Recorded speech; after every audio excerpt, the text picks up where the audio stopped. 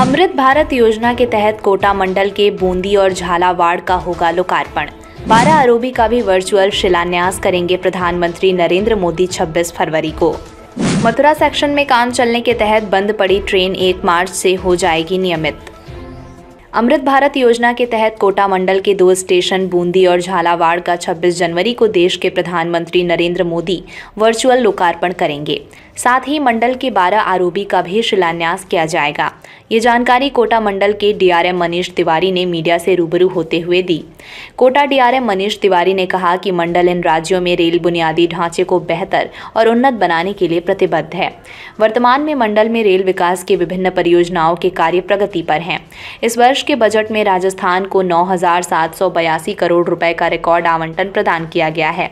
Kota rail मंडल में कोटा का 207.63 करोड़ एवं डकनिया तालाब का 111.18 करोड़ की लागत से वर्ल्ड क्लास रेलवे स्टेशन के रूप में एवं सवाई माधोपुर, गंगापुर सिटी, भवानी मंडी, बारा, छबरा गुगोर, झालावाड़ सिटी, चौमहला, शामगढ़, मांडलगढ़, भरतपुर बयाना, श्री महावीर जी, हिंडौन सिटी, रामगंज मंडी, बूंदी, विक्रमगढ़ आलोट एवं गरोट जैसे 17 स्टेशनों को अमृत भारत स्टेशन योजना के तहत 356.85 करोड़ की लागत से पुनर्विकास किया जा रहा है।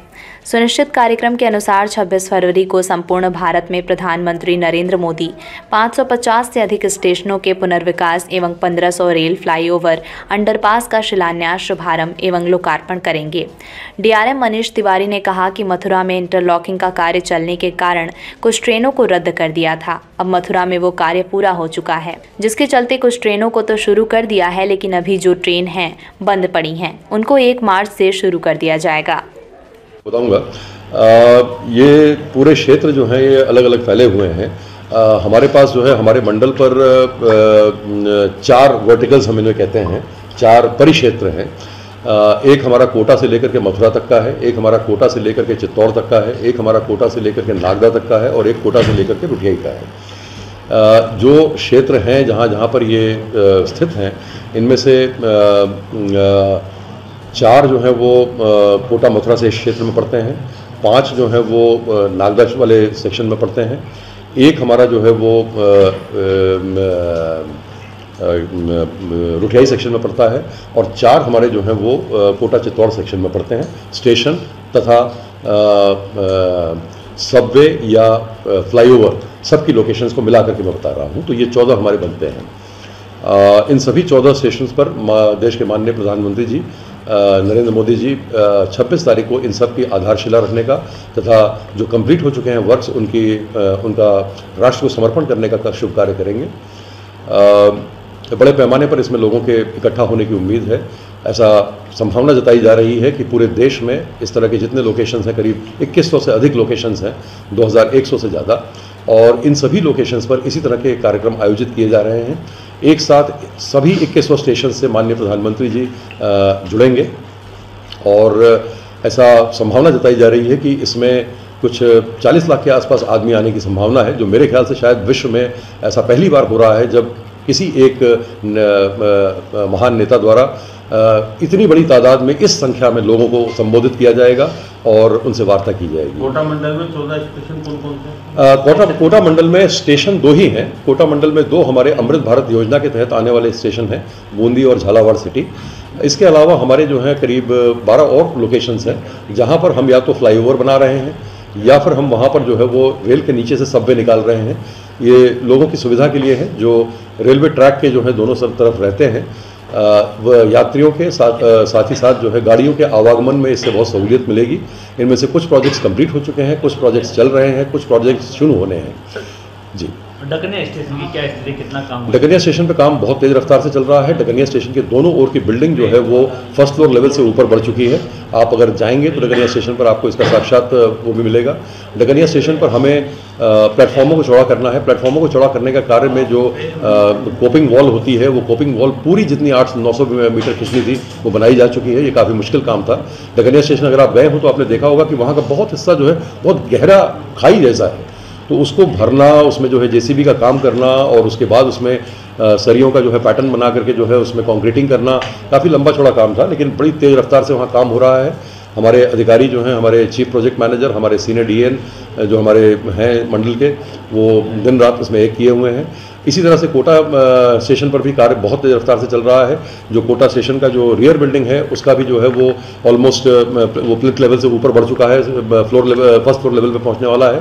जो कोटा स्टेशन का समस्या बेसिकली ये है कि कोटा स्टेशन को हमने बंद नहीं किया है, और कोटा स्टेशन एक बहुत चलता स्टेशन है, बहुत ज़्यादा यहाँ यात्री आते हैं, तो इसके दोनों ही तरफ काम एक साथ हम नहीं शुरू कर सकते थे। तो इसलिए पहले हमने रियर में किया था। रियर में भी एंट्री के लिए हमने अलग से एक जगह दे रखी है, बुकिंग के लिए भी अलग से जगह दे रखी है, लेकिन असुविधा तो यात्रियों को होती ही है। तो इस वजह से जो है वो हमने जो है वो कोटा के फ्रंट स्टेशन का काम थोड़ा सा लेट शुरू किया था, और कोटा के फ्रंट स्टेशन में जो हमें एग्जिस्टिंग बिल्डिंग्स थी उनका डिमोलिशन भी बहुत ज़्यादा करना था। तो उस वजह से जो है वो उसमें जो है कार्य जो है थोड़ा सा इससे पीछे आपको दिखाई पड़ेगा, लेकिन उसमें जो है जो फाउंडेशन लेवल का काम है वो सारा हो चुका है। अब बहुत जल्दी ही हमें उम्मीद है कि वो प्लिंथ लेवल तक खींच दिया जाएगा। डीआरएम साहब, 26 तारीख को मीडिया के कवरेज मथुरा में एक बहुत बड़े स्केल का काम हो रहा था। मथुरा के मार्फत जो गाड़ियाँ जाती हैं वो 3-4 डिफरेंट डायरेक्शन से जाती हैं, और सब गाड़ियाँ आकर के एक ही ट्रैक में कन्वर्ज होती थी। तो इससे गाड़ियों के परिचालन में असुविधा होती थी, उनकी जो समय पालना थी वो भी जो है प्रभावित होती थी। तो उसको लेकर के एक बड़ा लंबा चौड़ा एम्बिशियस प्रोग्राम बनाया गया था, वहाँ अलग लाइनें डाल करके हर क्षेत्र से आने वाली गाड़ी को अलग अलग ले जाने का, जिससे गाड़ियों में विलम्ब न हो। तो ये बहुत लंबा काम था, बहुत ही कठिन काम था, बहुत इसमें समय लगा, 7-8 महीना लग गया।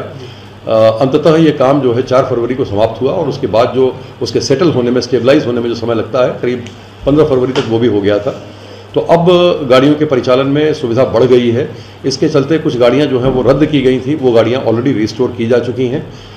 हर साल जो है जो फॉग का मौसम आता है उसके चलते भी गाड़ियों का परिचालन बहुत प्रभावित होता है, और गाड़ियों का भी और एयरलाइंस का भी।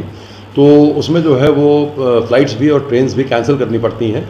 तो हर साल की तरह इस बार भी कुछ गाड़ियां हमने कैंसिल की थी। इनमें कुछ गाड़ियां रिस्टोर हो चुकी हैं, कुछ गाड़ियां जो बची हुई हैं वो 1 मार्च को रिस्टोर हो जाएंगी। कोटा मंडल से कुछ नई ट्रेनें कोटा भोपाल लाइन का जो काम है कितना बचा है और कब तक पूरा होगा? देखिए, 2 तरफ से हो रहा है। एक हमारी कोटा की दिशा से हो रहा है, दूसरा भोपाल की दिशा से हो रहा है। तो भोपाल की दिशा से कार्य जो है वो अभी प्रारंभिक चरण में ही है। जो हमारी तरफ से कार्य है वो बहुत एडवांस स्टेज में है। हमें जो कुछ करीब 135 से 140, 150 किलोमीटर है, लगभग 150 किलोमीटर हमारी तरफ से बनना था, उसमें से हम 90 किलोमीटर ऑलरेडी बना चुके हैं। मार्च के महीने में इसमें करीब 10 किलोमीटर का और इजाफा होने जा रहा है। मार्च में जो है ये नया गांव तक जो है सेक्शन खुल जाएगा। अभी ये घटौली तक सेक्शन बन चुका है।